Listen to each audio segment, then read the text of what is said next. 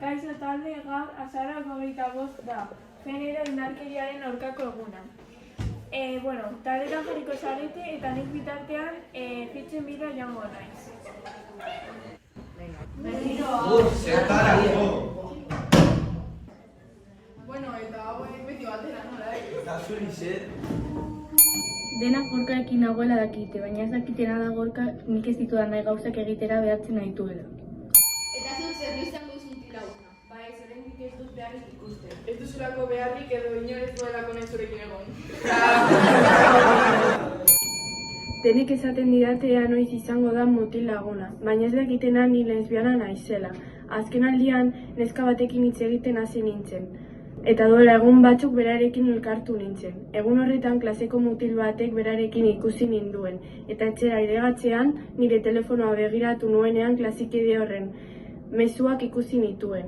Iraintzen ninduten mezuak ziren, tortillera, puta lesbiana, boiera eta desbideratuta. Utzi lire bakean, ez mutil lagunik eukin nahi. Joera, ez beti berdin, mutil horrekin zuzunetik, hitz egitea sobre zaude. Baina sare sozialetik ezagutu zuen, segure nik kontu faltzu bat zela. Nik behin sare sozialetatik mutil bat ezagutu nuen. Egun batean argazkiak eskatu zizkidan, nire argazki intimoak, eta ni bidali nizkion, nire mutil laguna baitzen. Egun batean azterritu ginen, eta nire argazkiak internetera igo zituen.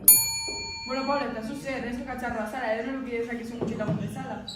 Neska txarroa, baizera, hori esaten didate baina nik ez dut horrela ikusten. Ez naiz horrela sentitzen.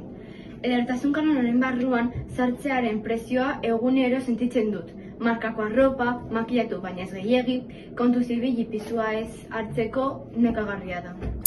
Pues ez bera, nire gustatzen zaila mutilez kasuik egiten. Eta zuan beti ikasten, ez zitz egin oraindik. Batzuetan asko kostatzen zaitu, nire etxean egiten dudanarekin ez da nahiko. Beti ikasten nagoela esaten didate, noski nire etxean kontzentratzea ezinezkoa da. Beti oihuak, haserreak eta kolpeak entzuten dira.